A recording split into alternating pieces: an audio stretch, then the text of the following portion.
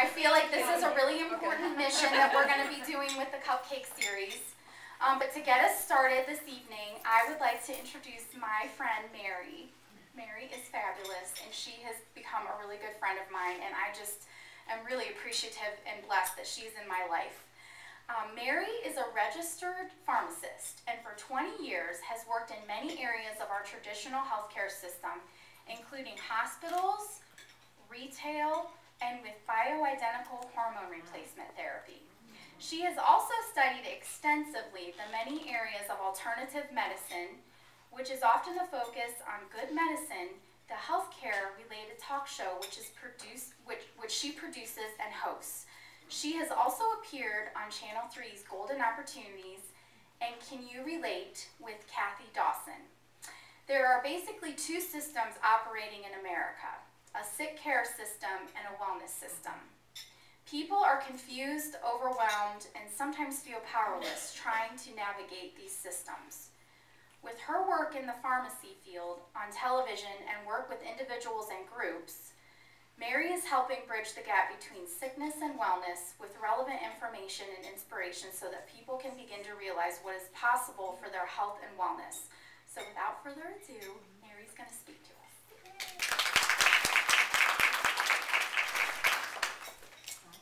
Can you guys hear me without the microphone? You can, right? Because I tend to like to move around a little bit. Thank you, Stacy. That was really nice.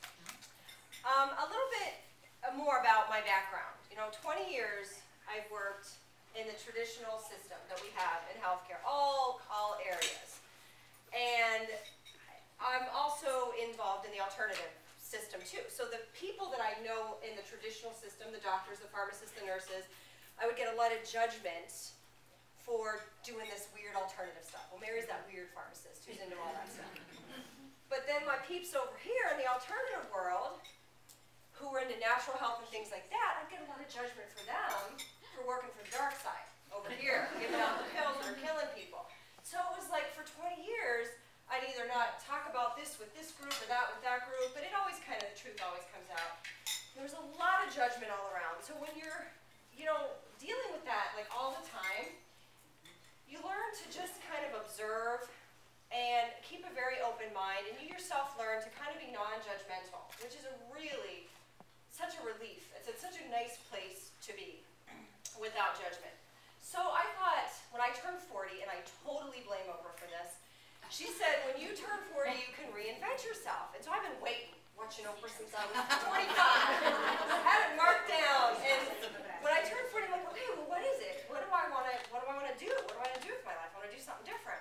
And it came up that I wanted to do something in broadcasting, wanted to get into radio. As it turned out, I ended up doing a TV show for Hudson Cable Television, which is really nice because you can shoot it for free there.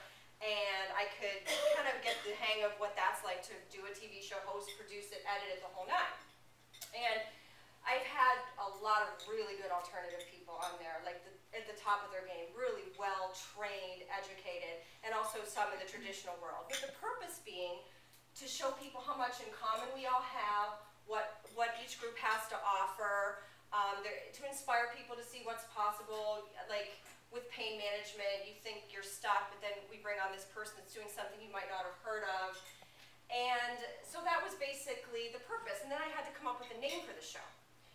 And I decided on Good Medicine. So I wanted to ask you guys, what do you think of when you hear the word medicine? What is that, the first thing that comes to anybody's mind when they hear that word?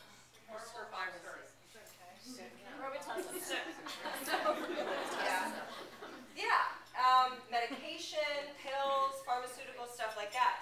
But actually the title was inspired by the traditional American Indian use of the word. And they use the word in reference to the term medicine man. And that is, medicine is anything that brings you closer to spirit.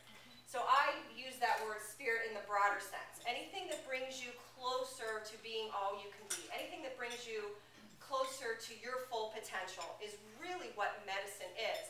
And I started to realize, having 20 years experience in both worlds, that say something like Vicodin, which is the #1 prescribed drug in America, generic Vicodin. If you were in a car accident and were in a lot of pain, couldn't sleep, couldn't function, needed to go through physical therapy but couldn't because you were in so much pain, and you took Vicodin, that's really good medicine somebody else, who we see a lot in the pharmacy, who are abusing it, using it to numb themselves, using it to block themselves from pain. It's not good medicine. Well, what's Vicodin's Vicodin? It's hydrocodone and acetaminophen. The chemical component did not change. The intention behind it changed. So I started to realize, wow, this thing of medicine, it's so individualized, right? What's good medicine for one person is not going to be good medicine for somebody else. And it's really fun to help people figure out what's going to work for them and what's not going to work for them. Because I don't know if you guys noticed, but some people get side effects to medicine, some people are allergic, some people get great results and they tell their friends and they watch TV and they think, oh, I should ask my doctor, and it doesn't work. Well, why? Because we all have our own individual chemistry. We all have our own pharmacies inside. We're all individuals. So what is good medicine for one person is not good medicine for somebody else. So then I thought it would be kind of fun to just kind of take an idea for tonight, some acute illness ideas, or in chronic if we have time, and kind of give you a perspective from both sides of it. So since it's cough and cold season and flu season, and people are getting, oh my gosh, I can't tell you how many Z-Packs I've given out just this week. Like, they come in and they're on the shelf and then they're gone by the end of the shift. So a lot of people are getting bronchitis and coughs and colds. So one thing I've noticed is that women who are sick, they feel a lot of pressure. Like, they come into the pharmacy and not only are they sick and they need an antibiotic, but they're also really down on themselves for being sick. A woman came in on Mother's Day once. I'll never forget. I was filling in at Wadsworth, the pharmacy in Wadsworth. I work for Giant Eagle, and it was Mother's Day, and she was so sick, and she's like going on and on about how she needs, to do this brunch, and she can't do the brunch for her mother because she's so sick. And I'm thinking, oh my gosh, you just need to just take it easy on yourself. Like, she looked at me like, what are you talking about? I'm like, her name was Karen. I'm like, it's Be Nice to Karen Day. Be nice to Karen, 5 days. A Z-Pack is 5 days. Be nice to Karen. That's how it's going to be. You're going to be really nice to yourself for 5 days. Like, she was excited about it, but a little nervous. She's like, well, I don't know if my husband's going to go for that. I'm like, well, where is he? He's out in the car. I'm like, all right, let's go. I'll tell him. I have the white collar to listen to me, right? I said it's Be Nice to Karen Day. He's got to listen. And I started to think about how that is really not just fluff, because we know that our attitude and our mood and the stress level and the angst produces chemicals in our body that weaken our immune system. So I'm like, oh my gosh, we absolutely should be so nice to ourselves when we're sick. Had a lady 2 days ago, couldn't believe it. She came in, she needed steroids, like big gun steroids, because she was hives from head to toe from an antibiotic she was allergic to. She was so stressed out about having to take this Medrol dose pack. What's this going to do to me? Is it going to make me hyper? Is it going to make me this? Or is it going to make me that? And I'm just like, wow. I said, you're just so upset about this. Are you going to work tomorrow? She said, yeah. I'm like, there you go. You get to take the day off. You're going to be nice to yourself. You're going to relax because you see all this stress and you're going to create more problems for yourself. And we're trying to fix problems and you're creating them for yourself. So she was very excited about that, and even to the point where, like, when you go to take the medicine, if it's, in her case, the steroids, you're just going to relax, and you're going to be really focused and centered. I'm doing something really good for myself, and you take it with the water, and you just be in a really happy, grateful place that you have a medication that is going to help you and do something for you. And she really liked that. And then I've also run into women, as much as I can, we're very busy at Giant Eagle, to pitch my new idea of Be Nice to Jill and Karen and Joe and everybody when they're sick. A lot of women don't even know, like, what I'm talking about. Like, what do you mean be nice to myself? So I said, well, I could tell based on a few things that they're saying that if they have a lot of negative self-talk, I'm like, that's going to stop right now. You're not allowed to say any mean things about yourself, to yourself, in your head, with words. You're not allowed to do any of that. And whatever brings you comfort, do that for yourself when you're not feeling well. And I've noticed, too, that they don't know what brings them comfort. So I would suggest that when you're not sick, you kind of think about what brings you comfort. Some people like to be alone when they're sick. Some people like to listen to music. Some people like hot things. Some people like cold things. Some people like to talk to people. Some people don't. And then you realize, gosh, sick is just not about a bug is in my body, right? It's like your whole being is affected. Some people are more emotional when they're sick. Some aren't. There's usually an emotional component with women And those are the things I think need to be addressed, where we can bring in our comfort, whatever it is that brings us comfort. If we have it written down, then we can kind of bring that out and say, yeah, this is what I'm going to do for myself for the next couple days, give myself a break. And when you take care of yourself like that, in that really positive way that I'm taking care of myself, you allow other people to do the same, especially our daughters. I mean, we live, I think, I do anyway, between working and raising family, and some of us are taking care of parents that are ill, just a really kind of overwhelming, crazy life. And then we expect our kids to learn to just naturally take care of themselves. You have to do it. You have to take the time. Yeah, when things aren't going well, you're sick with the flu or whatever, you can take some downtime, and then you teach, you know, your kids, your spouse, your sisters, everybody. You hold that space for self-care for everybody else by you doing it yourself. I think I have, how am I in time, Stacy? Am I good? Yes, you're good. You're good? All right. All right, another thing that's really important with medicine, and it can be in an acute situation, like when you're sick, because I use that as an example, is to know why you're doing what you're doing. For the most part, when people come in for an antibiotic or a cough syrup, they know why. They feel like crap, they want to feel better. Right? That's so easy. And I would warn you too, just as an aside, if you are taking an antibiotic, you know, maybe ask your doctor about taking some good bacteria, some probiotics, so you don't kill off all your good guys. Because in your intestine, ironically, lives a lot of your immune system. So when you take an antibiotic, you kill off the good guys too, when you kill off the bad guys. And so it might be worth it to ask about replenishing them. Probiotics are really cool. Like when I was a little baby pharmacist 20 years ago, when I was talking about Estradiol, they were like, oh, that's so silly. You know, now, 20 years later, it's not so silly. They're all over my shelf. You know, these big drug companies are making Estradiol and probiotics. So it's not so silly. It was just that the time has caught up to what the science already knew. That our intestines are really our first line of defense. Okay. Another thing I've noticed, people don't know why they're doing what they're doing when it comes to their chronic medications. What do you think the top 10 prescribed, top 5 medications are for women in America? Prozac. Yeah, that's a good one. Yeah, that's one. Yeah, Prozac, Nexium. You said Vicodin. Vicodin. Birth control. Blood pressure. Birth control. Adderall. Oh, you know what? That's not on the top 10, the birth control. Adderall? I'm surprised. For their kids. For their kids. Not for adults. Not for adults, though that's kind of creeping out. Synthroid. A lot of thyroid. You know, like if you guys map out, like I map the United States, the most Synthroid is probably sold in Ohio, Pennsylvania, West Virginia. They've done a little bit of, you know, I don't know. And I think What is that for? for thyroid. Women's thyroids in this part of the country tend to kind of poop out. So what I tell women to do, and again, it depends on the crowd. I never know if they're interested, to read The Thyroid Solution. It's a fantastic book. Like out west, they treat thyroid so differently than we do. And also there's some good, and Thyroid Solution offers some alternatives, whether iodine is appropriate or there's some good yoga postures to help stimulate the thyroid. And I'm thinking if our thyroids are pooping out, maybe we should like be nice to our thyroids or something, like send them love every day.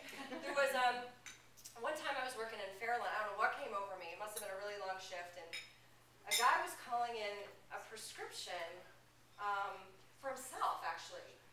Yeah, it was a physician calling a prescription for himself. He needed to bump up his insulin like big time. I said, you, my friend, need to send some love to your pancreas. I think the pharmacist beside me was just going to like, you can't work here anymore. and the doctor, he's like, just pause. And he goes, you know, you're right. And then we got off the phone, and the pharmacist knew this guy. He was a psychiatrist of all things. I didn't know. I was just filling in there, you know. So, and that was like, he just got it, right? I mean, if your pancreas is acting up, your thyroid's acting up, if you're taking blood pressure medicine, you're taking medicine from your stomach, when you take that Nexium, who's not on Nexium, right? And you're taking that every day, send your stomach some love. You know, there's something going on there. You know, take a moment. Don't hate it. People say I hate to take pills. I hate it.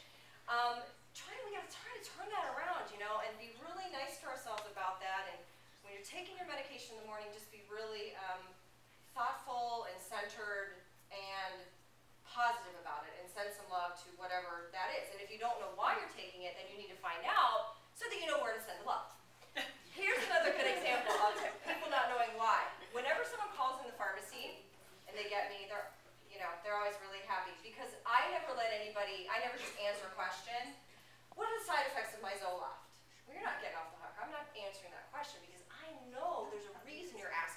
question, right? So I have a 3-question rule. If you call my pharmacy, there's a 3-question rule. I ask you 3 questions.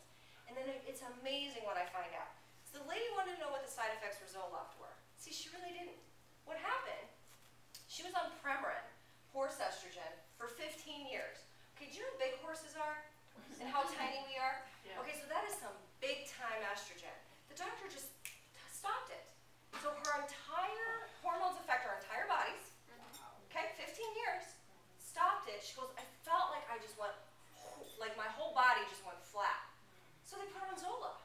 Well, of course your whole body went flat. You just took your entire hormonal system and just, you know, threw it away. So, and then I could educate her and say, this is what you need. You don't need Zoloft.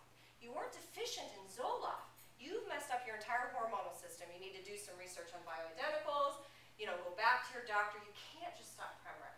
You know, so it's that kind of thing. Like if you know why, she's got the prescription. I'm just going to get it filled.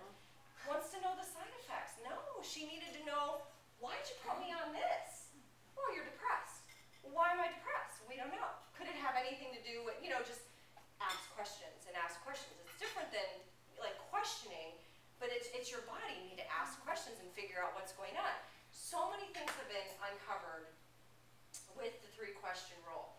So I do that for people that call if there's not stacks of prescriptions, and that's something that you guys can do for yourself. You know, ask yourself, why am I doing this? What's my intention? What, you know, what do I hope to get out of it, so that you can do it thoughtfully and purposefully, because I'm telling you, we're not taking this stuff seriously. We're not taking prescription drugs seriously anymore. We're not giving them the credit they deserve. We're not giving them the respect they deserve. There's only 2 countries in the world that allow commercials on television for prescription drugs, and we're one of them. Does anyone know the second one? I thought so. It wasn't. It's New Zealand, of all places. That makes sense. Why? Why does that make sense? Because they're big in pharmaceuticals. I didn't know that. I don't know who's making this stuff. I'm just giving it out to people. Mary, yes. could you tell us again what the 3 questions are?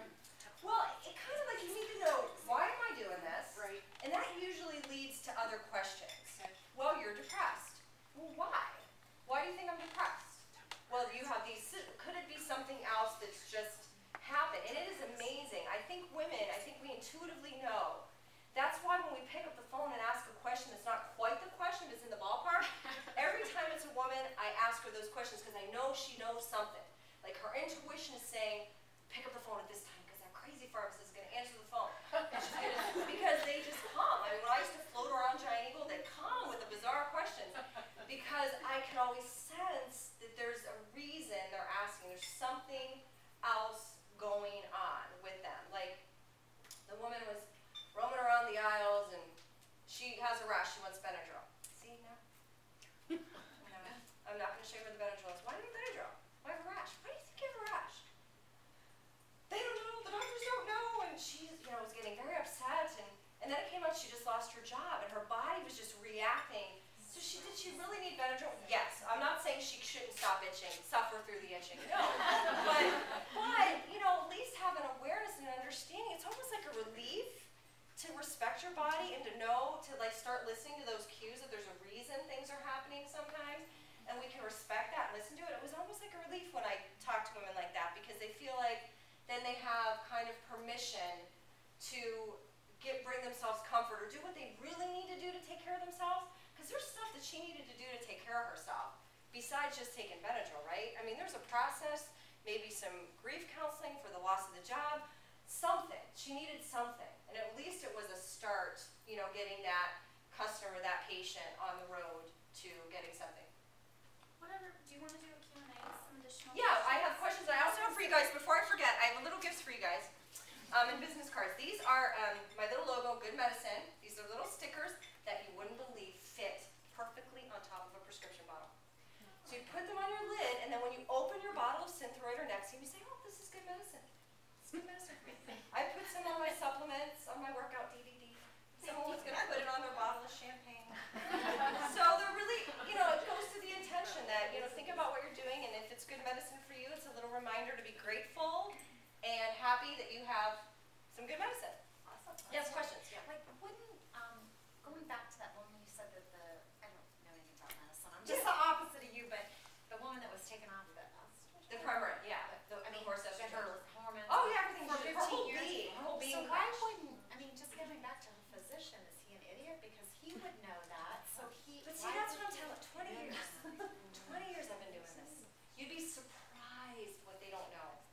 Yeah. physician? Yeah. I mean, that's... Well, but they're diagnosticians. What they're trained is they're trained to diagnose.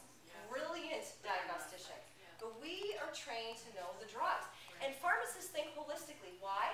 Because I know that my brain chemistry goes through my whole body, my hand chemistry, my stomach chemistry, my pancreas chemistry. Chemistry is everywhere. And that's how we're trained. They're not trained that way. And especially when it comes to women, especially when it comes to hormones. What just about my a female gynecologist or a Sometimes, female doctor? there's some good ones that know about hormones. But for the most part, I think we're taking advice from Suzanne Summers on that.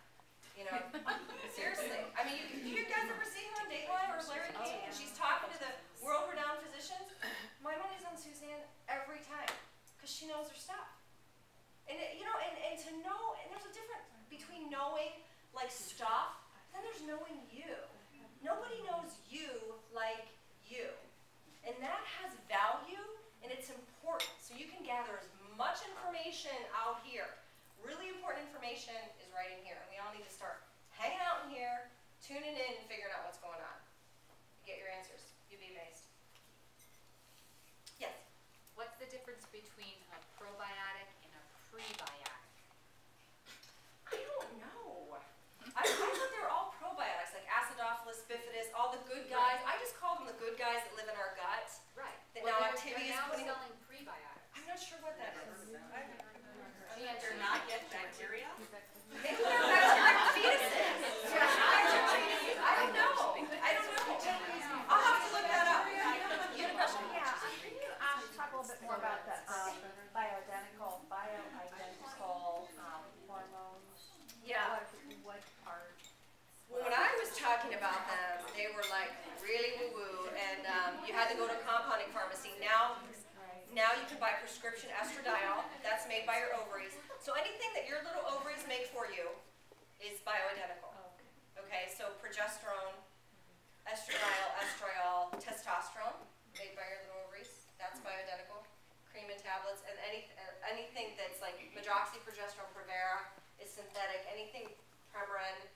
There's a shift in that though. And again, I blame Suzanne because now you can get the pharmaceutical companies who said it was crap and BS are now making this stuff. So you tell me. Well, from that standpoint, my sister's taken Premarin for years and years. Yeah. And when after she had her hysterectomy. Well, when I had mine, they gave me zero, nada, nothing. Yeah, it's a difference. Isn't that interesting? But my sister's 17 years older than I am, so Uh-huh. there's like 25 years between our Yeah. hysterectomies. But I have to say, from my point of view, I didn't feel a difference. So Yeah. I different. didn't go through the roller coaster. Mhm. But what are Yeah. supposed to purported to be the benefits of taking these synthetic hormones? I thought initially it was because they thought it would put off heart disease. Yeah, And they have done some studies. But you know what? The tricky thing about the heart disease putting off, progesterone was the biggie that prevented it. A little bit of the estrogens, but progesterone was a biggie. Bones, brain function. The hormones are really kind of connected to all of that. But, I make the point too that, naturally nature kind of stops that process. So there's really many different ways to look at that. If you're 30 and you've had your uterus taken out, even if they keep the ovaries are basically like, what do you need me for? Right. And they start shutting down. And so you're asking a 30-year-old then to go to 90, 80, 50 years without hormones? So there's it has to be really well thought out and individualized, I think. And if you're on Premarin, I have helped women get off Premarin, you just have to taper it. It's just not easy. Because it's such a powerful hormone, and then I've helped them taper just to get off hormones totally because they want it off, or if they want it on a bioidentical, I've helped them do it that way too. Yeah. My OBGYN goes more the naturopathic path, and I had a partial hysterectomy where I had my ovaries, they're still in there. Yeah. And so I'm 53 and started going through menopause, so to say. Wow, you're 53. And- You look great. Thank you. Anyway, she had recommended estrogen and in the cream. Yeah, I like the creams too. You do? I do, because it Well, then I bypasses the started liver. reading about the cream she prescribed for me and Yeah. rubbing it in my legs, and it was Yeah. talking about the chance of breast cancer is so huge As For a the side effect, creams? I'm thinking, okay, so No, I'm see, like giving myself cancer, but I'm preventing hot No, flashes. it's so controversial. It really is. And you can, and I've literally done this, where I've taken a topic such as that, and I stack up all the studies that say it's great, and all the studies that say it's not. And a lot of times they end up even. And that, because we just don't quite have it, do we? I mean, there's just, and then there's the whole thing of who's doing the study, and is it biased, and you could just go, you can make yourself crazy. So are you That's why I thinking think it's internal information, like how does it feel to you? And bioidentical hormones, I like them better topically because it bypasses the liver. I think that stuff is kind of hard on the liver. okay? And we have to worry about that. The livers are getting pooped out too. So from your standpoint, you're saying, I like the creams okay, in general. You know, for you specifically, you'd look at, you know, breast cancer, history, just Right. generally if you feel something's not right. I mean, there's been people that have taken things that they knew just wasn't gonna be good for them.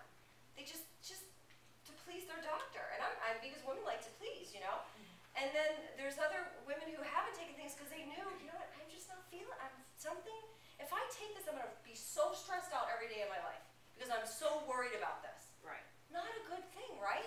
So it's just not, I mean, if we could separate out our mind, body, and our spirit, you can't. It's all connected, and all of them have to be on board with the decision like that. Because like I said, if we could all just rely on the studies, right? If there was one path to wellness, wouldn't we all be on it? Right. There's not. I hate to, there's just not.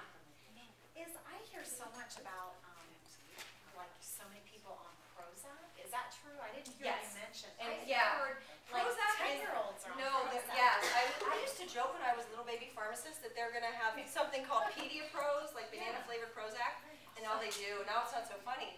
But I think, again, that's one of the drugs we're not taking very seriously. I have had women come in, the prescription for Prozac, and there's something they said to their boyfriend or their husband, I'm like, you know, this isn't going to solve your problems. And he'll go, see, told you. And I'm being serious because she really thinks that this will solve her problems. It's, again, this culture we live in with, you know, there's a quick fix for everybody. It's not going to solve your problems. It's not, I mean, I'll show you the insert. It's not. It is true. It's used to change brain chemistry. I'm not telling anyone not to take it. Take it, don't take it, but know that so that you can, if you need to do it for whatever reason, it should be a means to an end. Like things are really bad, grief, loss, all those things affect brain chemistry. Serious, serious suffering going on. But I'm never saying not suffer. from what I hear, though, is that because sometimes maybe people aren't dealing with their children, that that so many kids are, I mean, I'm talking Oh no, elementary kids and that's on scary. Prozac. I had a woman who, when I just got into retail pharmacy, I didn't know how much Vicodin that we were giving out. I didn't come from a retail background or Prozac. And I gave a little kid, an 8-year-old Prozac, and it was a first dose. I said to the mom, did the doctor counsel you? Do you know about the increased risk of suicide in kids? Yes, the doctor told me. I said, because too many kids have died. They died. I'm like, she didn't know what suicide was. I mean, and it's not putting her down. I mean, it just wasn't, like, the connection. That's just what I mean about really just taking it very seriously. Take it seriously. Know what you're doing. Give this with purpose. Know what you're looking for. Track this child. Get the results. Because you're not paying for some powder, right? Is that what we're paying for? Little pills? Little capsules? No. You're paying for a result.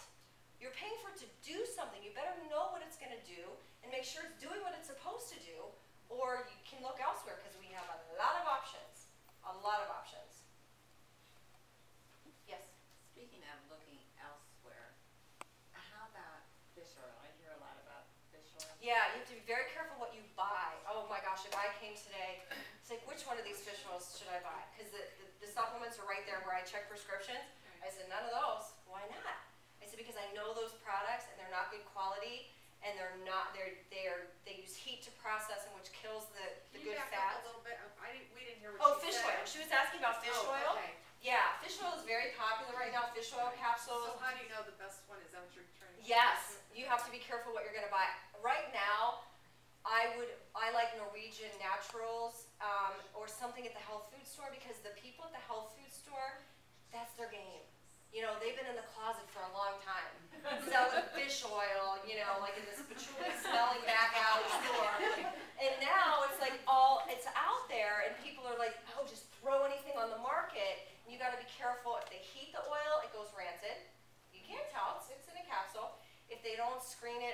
toxins and stuff in the fish, the heavy metals, that cannot be good. So you just have to know what you're buying with that, because the FDA does not monitor that stuff. It doesn't monitor any supplements. Now, what about just natural fish oil like in tuna fish? No, that's different. Is that okay? Yeah, because they're not processing it. And I'm just saying if a company's going to go in and take it out, you need to know what they did to it, how they did it, did they filter it, and that kind of stuff. So we can still buy tuna fish. Yeah, just a processed like capsule that you buy or liquid. Yeah. I think that's a good point that you brought up, that supplements and natural medicines don't go through the same type of screening process. They don't go through FDA. And they are medicine. Nothing. And a lot of these herbs they're medicine. They are strong chemicals. Just like the stuff that I have behind me, strong chemicals, this stuff right here, strong chemicals. Respect it. Know what you're buying, know what you're doing, why you're doing it. And if you're on an herb or a supplement, tell your doctor so that can be on your medication list. Because I'm at the pharmacy filling your drugs. I don't have that in my computer. What you just bought, I don't know what you're taking unless you tell me or you tell your doctor so they can make sure there's no interactions. Because there are interactions, there's potential side effects. It's just about not good or bad. It's no judgment. It's just knowing. Are you ready for me to? Yeah, and then they can stay after and come and Okay, ask you you gonna wrap it questions up? one-on-one. How's that? Yeah, that's good. And then I have little things and cards.